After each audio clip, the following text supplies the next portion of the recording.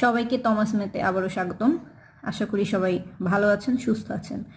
আমার আজকের পার্টটা জ্যামিতি থেকে নেওয়া। আমি জ্যামিতির একটা পার্ট ধরে শুরু করেছিলাম, সেটা হচ্ছে ত্রিভুজ। আর ত্রিভুজের যে অংশটা নিয়ে আমি প্রথম শুরু করেছিলাম, সেখান থেকে আমি দেখিয়েছিলাম যে ত্রিভুজ আমরা দুইভাবে পেয়ে থাকি। সেটাকে আমি একটু রিভিউ করি। একটা হচ্ছে কোণ ভেদে, একটা হচ্ছে বাহু ভেদে। তো বাহুভেদে আমরা 3 রকম ত্রিভুজ পেয়ে থাকি। প্রথমটাকে আমরা বলে থাকি সমবাহু ত্রিভুজ। এই সমবাহু ত্রিভুজ নিয়ে আমার অলরেডি একটা টিউটোরিয়াল করা আছে, অবশ্যই যারা দেখেননি তারা দেখে নেবেন। আজকে আমি যে দুটো টপিকস নিয়ে অঙ্ক করব, সেটা হচ্ছে প্রথমটা হচ্ছে সমদ্বিবাহু ত্রিভুজ, আরেকটা হচ্ছে বিষমবাহু ত্রিভুজ। তাহলে ফার্স্ট আমরা সমদ্বিবাহু এবং বিষমবাহু ত্রিভুজ সম্পর্কে একটু জেনে নিই। প্রথমে আমি দেখব সমদ্বিবাহু, দ্বিবাহু সমান যার। তার মানে দেখুন, এটি একটি সমদ্বিবাহু ত্রিভুজ। এখানে আমরা দেখতে পাচ্ছি এর এই দুইটা বাহু সব সময় সমান থাকবে। তার মানে এটার মান যদি এ হয়, এটার মানও এ হবে। এবং সমদ্বিবাহু ত্রিভুজের ক্ষেত্রে বিপরীত যে কোণ দুটো আমরা দেখতে পাচ্ছি ভূমির সঙ্গে, সেই কোণ দুটোর মানও সমান থাকবে। এটা যদি এক্স ডিগ্রি হয়, এটাও এক্স ডিগ্রি হবে। মানে এটা যদি 10 ডিগ্রি হয়, এটাও 10 ডিগ্রি হবে। ওকে। আর সমান দুই বাহুর মধ্যবর্তী যেই কোণটা থাকবে, সেই কোণটাকে বলা হবে হচ্ছে শীর্ষ কোণ। সাপোজ আমরা ধরে নিলাম কোণটা হচ্ছে থেটা। এখন সমদ্বিবাহু ত্রিভুজ থেকে আমাদের অনেকভাবে বিভিন্ন পরীক্ষায় বারবারই অঙ্ক আসে। তাহলে সমদ্বিবাহু ত্রিভুজ থেকে যে ধরনের অঙ্ক আসে, সে ধরনের অঙ্ক করতে গেলে আমাদের যে সূত্রগুলো জানা দরকার, সেটা আমরা এখন দেখব। তাহলে সমদ্বিবাহু ত্রিভুজের ক্ষেত্রে আমাদের দুটো কথা মনে রাখতে হচ্ছে। একটা হচ্ছে এর দুইটা বাহু সমান, একটা হচ্ছে দুটা কোণ সমান। এবার আমরা সূত্রটা দেখব। এখান থেকে আমরা এই যে সমদ্বিবাহু ত্রিভুজ, তার ক্ষেত্রফল বের করার সূত্র দেখব, কারণ ক্ষেত্রফল থেকেই সাধারণত বেশি অঙ্ক আসে। একটা কথা মনে রাখতে হবে, আমাদের কিন্তু ত্রিভুজ বিভিন্ন প্রকার আছে, সেটা আমরা একটু আগে ছকেই দেখেছি শ্রেণীবিন্যাসে। আর প্রত্যেক ধরনের ত্রিভুজের সমবাহু, সমদ্বিবাহু, বিষমবাহু, এর প্রত্যেকটারই কিন্তু ক্ষেত্রফলের সূত্র আলাদা আলাদা। আমাদেরকে খুব কেয়ারফুলি এই সূত্রগুলো মনে রাখতে হবে, যাতে একটা ত্রিভুজের সূত্রের সঙ্গে আরেকটা ত্রিভুজের ক্ষেত্রফলের সূত্র আমরা মিলিয়ে না ফেলি। তাহলে আমরা এখন সমদ্বিবাহু ত্রিভুজ যদি বলা হয়, তাহলে তার ক্ষেত্রফল বের করার জন্য যে সূত্র প্রয়োজন, সেই সূত্রটা আমরা দেখব। দুইভাবে আমরা সমদ্বিবাহু ত্রিভুজের সূত্র, ক্ষেত্রফলের সূত্র বের করতে পারি। একটা হচ্ছে, প্রথমটা যদি আমি বলি, এখানে আমরা দেখতে পাচ্ছি অসমান বাহু। অসমান বাহু কোনটা?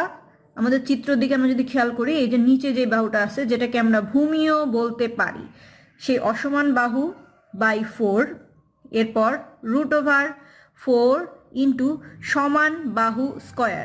এখানে যদি এ সমান বাহু থাকে, তাহলে এ স্কয়ার মাইনাস অসমান বাহু স্কয়ার। এই গেল সমদ্বিবাহু ত্রিভুজ বের করার, ত্রিভুজের ক্ষেত্রফল বের করার একটি সূত্র। সেকেন্ড ক্ষেত্রফল বের করার সূত্রটা কি? সেকেন্ড সূত্রটা হচ্ছে, যদি আমাদের অঙ্কের মধ্যে কোণের মান দেয়া থাকে, তার মানে শীর্ষ কোণের মান দেয়া থাকে এবং দুটো বাহুর মান দেয়া থাকে, তখন আমরা এই সূত্রটা অ্যাপ্লাই করে সমদ্বিবাহু ত্রিভুজের ক্ষেত্রফল বের করতে পারবো। সূত্রটা কি? হাফ ইন্টু দুইটা সমান বাহুর যে মান থাকবে গুণ সাইন থেটা। আমাদের সূত্র দুটো খুব ভালোভাবে মনে রাখতে হবে, কারণ অঙ্ক করতে গেলে আমাদের সূত্র দুটো প্রয়োজন হবে। এরপরে আমরা যেই টপিক্সটাতে চলে আসবো, সেটা হচ্ছে বিষমবাহু ত্রিভুজ। বিষমবাহু শব্দটা থেকেই বোঝা যাচ্ছে যে ত্রিভুজের একটি বাহুও সমান নয়, সেটিকেই আমরা বলে থাকি বিষমবাহু ত্রিভুজ। বিষমবাহু ত্রিভুজের অঙ্ক করতে গেলে আমাদের এখান থেকে এই যে ত্রিভুজটা পাচ্ছি, ত্রিভুজের অর্ধ পরিসীমা বের করতে হয়। অর্ধ পরিসীমা বের করার সূত্র হচ্ছে, অর্ধ পরিসীমাকে যদি আমরা এস দ্বারা প্রকাশ করে থাকি, তাহলে আমাদের যে 3টি বাহু আছে এ, বি এবং সি, সেটার যোগফল বাই 2, এটা হচ্ছে অর্ধ পরিসীমা। আর এই অর্ধ পরিসীমাটা আমাদের প্রয়োজন পড়ে এই বিষমবাহু ত্রিভুজের ক্ষেত্রফল বের করার জন্য। তাহলে বিষমবাহু ত্রিভুজের ক্ষেত্রফলের সূত্রটা আমরা দেখতে পাচ্ছি √s, তার সঙ্গে গুণ আকারে কি থাকবে? s মাইনাস এ, প্রত্যেকটা বাহু s মাইনাস বি এবং s মাইনাস সি। এই গেল আমাদের সমদ্বিবাহু এবং বিষমবাহু ত্রিভুজের কনসেপ্ট। চলে আসলাম আমরা এখন ত্রিভুজ রিলেটেড ম্যাথমেটিক্সে। অঙ্ক শুরু করার আগে আমি বলতে চাচ্ছি, অনেক দিন আসলেই আমার ভিডিও আপলোড করার সুযোগ হয়নি, কারণ ব্যক্তিগত ব্যস্ততার কারণে। রিসেন্ট আসলে আমি প্রায় 6 মাস হলো একটা গভর্নমেন্ট ব্যাংকে সিনিয়র অফিসার আইটি হিসেবে কাজ করছি। আর এই কারণেই আসলে ভিডিও আপলোড করার সুযোগ হয়নি। তো আমি চেষ্টা করব এখন থেকে উইকলি ভিডিওগুলো আপনাদের জন্য দেওয়ার। আর জ্যামিতি পার্টে আমি আসলে চেষ্টা করতেছি প্রত্যেকটা বিষয় সম্পর্কে ডিটেলস বলার, কারণ জ্যামিতিতে অনেকেরই সমস্যা থাকে। আর ম্যাথমেটিক্সে আসলে বেসটা স্ট্রং হওয়াটা খুব ইম্পর্ট্যান্ট। শর্টকাট শেখার চেয়ে আগে দরকার হচ্ছে বেস স্ট্রং হওয়া। এ কারণেই আমি আসলে একদম শর্টকাট দেখানোর আগে আপনাদের চেষ্টা করি ডিটেলসে বিষয়গুলো ক্লিয়ার করার। তাহলে শুরু করি আমার ফার্স্ট অঙ্কটা দিয়ে। ফার্স্ট অঙ্কটা আছে, একটি সমদ্বিবাহু ত্রিভুজের সমান বাহুর একটি 20 একক সমান বাহুদ্বয়ের অন্তর্ভুক্ত কোণ 45 ডিগ্রি হলে ত্রিভুজের ক্ষেত্রফল কত? আমরা একটু আগে এটা সূত্র দেখেছি যে যদি কোণের মান দেয়া থাকে, আমি একটু ফিগারটা এখানে ড্র করি। আমি দেখিয়েছিলাম এখানে থেটা কোণ, যদি কোণের মান দেয়া থাকে তাহলে আমাদের যে সূত্রটা অ্যাপ্লাই করতে হবে সেটা আমরা একটু আগে শিখেছি। সেটা হচ্ছে আমাদের ত্রিভুজের সূত্রটা ছিল হাফ গুণ এই যে সমান দুইটা বাহু। আমি সমান দুইটা বাহুর মান এখানে দেয়া আছে হচ্ছে 20 একক করে। আমি সরাসরি মানটা লিখে ফেলি, 20 একক করে দেয়া আছে। এবং এখানে আমার কোণের মান দেয়া আছে 45 ডিগ্রি। আমরা সূত্রতে দেখেছিলাম আমাদের সাইনের সঙ্গে কোণের মানটা নিতে হবে, I mean সাইন 45 ডিগ্রি। এখান থেকে আমি যদি ক্যালকুলেশন করি, এটা কাটলে আমার থাকতেছে 10, আর এখান থেকে 200 গুণ, আমরা জানি সাইন 45 ডিগ্রির মান হচ্ছে 1/√2। যেহেতু এখানে রুট আছে, রুটটা নিচে আছে, এটাকে উঠাই দেওয়ার জন্য আমি 200টাকে এভাবে লিখব 100 × 2/√2। √2টাকে আমরা জানি উপরে যদি 2 থাকে তাহলে এটাকে আমরা দুইটা √2 আকারে লিখতে পারি, মানে √2 × √2, নিচে হচ্ছে আবার √2। এখান থেকে একটা একটা √2 কাটা গেলে আমাদের অ্যান্সার থাকবে 100√2। তাহলে এটা হয়ে যাবে আমাদের সমদ্বিবাহু ত্রিভুজের ক্ষেত্রফল। আমাদের অ্যান্সার হচ্ছে অপশন 3। চলে যাব আমি পরবর্তী অঙ্কতে। তাহলে দ্বিতীয় অঙ্কটা শুরু করব। আর তার আগে বলতে চাচ্ছি, যেহেতু আমি চাচ্ছি এখন থেকে রেগুলারলি ভিডিও আপলোড করতে, আশা করছি আপনারা সবাই আমার ভিডিওগুলো যদি ভালো লাগে অবশ্যই বেশি বেশি করে শেয়ার করবেন এবং কমেন্টস করবেন আপনারা কোন ধরনের ভিডিও দেখতে চান, লাইক করবেন এবং সাবস্ক্রাইব করতে কিন্তু ভুলবেন না আমার চ্যানেলকে। সেকেন্ড অঙ্কটা কি আছে, একটি সমদ্বিবাহু ত্রিভুজের ভূমি 16 মিটার এবং অপর দুইটা বাহুর প্রতিটি 10 মিটার করে ত্রিভুজের ক্ষেত্রফল কত? আমি একটু আগে আপনাদেরকে দেখিয়েছি, ভূমি বলতে হচ্ছে আমরা বেসটাকে বলতে চাচ্ছি। ভূমির মান এখানে দেয়া আছে কত? 16 মিটার, আর অপর দুইটা বাহু দেয়া আছে আমার 10 মিটার করে। তো এক্ষেত্রে আমরা ক্ষেত্রফলের সূত্রটা যেটা পড়েছিলাম সেটা হচ্ছে আমাদের যে ভূমিটা আছে বা অসমবাহুটা আছে সেটার মান উপরে যাবে।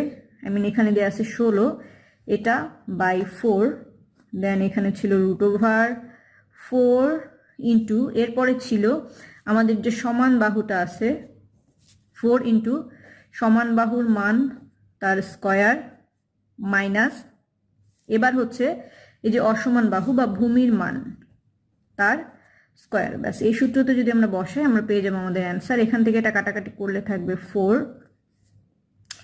এখানে √, এখানে হচ্ছে 100, আর 4 গুণ করলে এখানে আসতেছে 400, আর এখান থেকে আমরা পাবো 256। এটাকে যদি আমি ক্যালকুলেশন করি আমার অ্যান্সার চলে আসবে 48 বর্গ মিটার। তাহলে এখান থেকে আমি অ্যান্সার পেয়ে যাব অপশন 4। চলে যাব পরবর্তী অঙ্কতে। থার্ড অঙ্কটা আছে এবিসি এর ত্রিভুজ এবিসি এর এবি সমান সমান এসি। তার মানে এখানে একটা ত্রিভুজের কথা বলা আছে, ত্রিভুজের মানগুলোকে যদি আমি বসাই এবিসি হিসাবে বলা আছে, এখানে এবি সমান সমান হচ্ছে এসি। যদি সেটা থাকে এবং কোণ এ এর মান দেয়া আছে হচ্ছে আমার 80 ডিগ্রি, তাহলে কোণ বি এর মান কত? আমরা জানি যে ত্রিভুজে দুটো বাহু সমান সেটা সমদ্বিবাহু ত্রিভুজ, তাহলে কোণ বি এর মানও যা হবে সি এর মানও তাই হবে। এখানে আমরা আরো একটা বিষয় জানি, সেটা হচ্ছে ত্রিভুজের যে 3টা কোণ থাকে এ প্লাস বি প্লাস সি, এর মান আবার 180 ডিগ্রি হয়। ত্রিভুজের 3 কোণের সমষ্টি 180 ডিগ্রি। তো এখান থেকে কোণ এর মান দেয়া আছে, কোণ এর মান দেয়া আছে কত, 80 ডিগ্রি দেয়া আছে। তাহলে এখান থেকে যদি আমি এভাবে লিখি তাহলে আমি পাবো হচ্ছে 180 মাইনাস 80 ডিগ্রি কোণ এর মান। এখান থেকে আমার থাকবে 100 ডিগ্রি। যেহেতু এটা বি প্লাস সি এর মান, তাহলে আমি যদি শুধু কোণ বি এর মান চাই, তাহলে আমি যদি শুধু কোণ বি এর মান চাই তাহলে আমি এই 100-কে 2 দ্বারা ভাগ করলেই আমি অ্যান্সার পেয়ে যাব। অ্যান্সার পেয়ে যাব আমি 50 ডিগ্রি। আমার উত্তর হয়ে যাবে অপশন 2। চলে যাব আমি সর্বশেষ অঙ্কতে। শেষ অঙ্কটা শুরু করব তার আগে একটা বিষয় আপনাদের সঙ্গে আমি শেয়ার করতে চাচ্ছি, সেটা হচ্ছে আমাদের বর্তমান কম্পিটিটিভ এক্সামগুলোতে ম্যাথমেটিক্সে মার্কসের পাশাপাশি আমাদের যে আইসিটি পার্টটা থাকে সেখানেও রিসেন্ট বেশ কিছু ডিফিকাল্ট ম্যাথ আসতেছে, বিশেষ করে ব্যাংক সেক্টরগুলোতে, এবং এর সঙ্গে বিসিএসেও আসতেছে। সেখানে যে ম্যাথমেটিক্সগুলো থাকে সেগুলো বেশ ডিফিকাল্ট, টেকনিক জানা প্রয়োজন হয়, কিন্তু মার্কস ওঠানো খুব সহজ। সো আমি চিন্তা ভাবনা করতেছি বিষয়টা নিয়ে যে আমার ম্যাথ চ্যানেলে আমি আইসিটি ম্যাথমেটিক্সের যে পার্টটা সেটা ইনক্লুড করব। আশা করি এটা আপনাদেরকে অনেক হেল্প করবে মার্কস ক্যারি করতে। তো এই সম্পর্কে আপনাদের মতামত কি আমাকে অবশ্যই কমেন্টস করে জানাবেন। আমি আপনাদের কমেন্টসের অপেক্ষায় থাকব। তাহলে শুরু করি সর্বশেষ অঙ্কটি। দেখতে পাচ্ছি এখানে আছে 5, 6, 7 একক বাহু বিশিষ্ট ত্রিভুজের ক্ষেত্রফল এবং অন্ত ব্যাসার্ধ নির্ণয় করতে হবে। এখানে আমি দেখতে পাচ্ছি 5, 6, 7, এখানে কিন্তু 3টা বাহুর মান দেয়া আছে, ত্রিভুজটা দেয়া আছে। একটা হচ্ছে 5, একটা হচ্ছে 6, একটা হচ্ছে 7। তার মানে মান দেখেই বুঝতে পারতেছি এটা একটা বিষম বাহু ত্রিভুজ। আর বিষম বাহু ত্রিভুজের ক্ষেত্রে অঙ্ক করতে গিয়ে আমি দেখেছিলাম আমাকে আগে বের করতে হবে এস এর মান, মানে হচ্ছে অর্ধ পরিসীমা।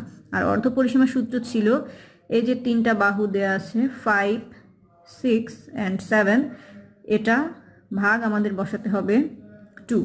তাহলে এখান থেকে আমার উপরে আসতেছে 18, নিচে থাকতেছে 2, অ্যান্ড এখান থেকে আমি পেয়ে যাচ্ছি 9। তো এখানে আমার অর্ধ পরিসীমা আমি পেয়ে যাব 9।